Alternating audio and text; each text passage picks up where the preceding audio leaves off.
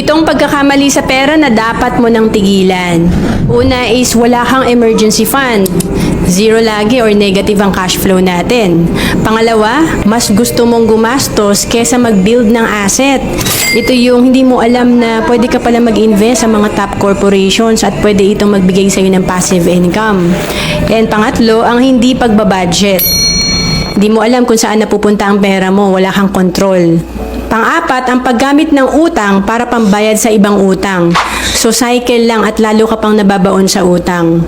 Pang-lima, meron ka lang isang source of income. Ito yung cash flow mo mahina or negative. So importante, meron tayong other source of income. And then pang-anim, ang hindi pag-invest ng maaga. Lagi ka nagde-delay hanggang sa 50 years old ka na, wala ka pang nasisimulan. And pang-pito, wala kang healthcare at life insurance. So ito yung breadwinner ka, pero wala kang peace of mind kasi anytime na may mangyayari sa'yo, yung pamilya mo, hindi mo alam kung ano mangyayari.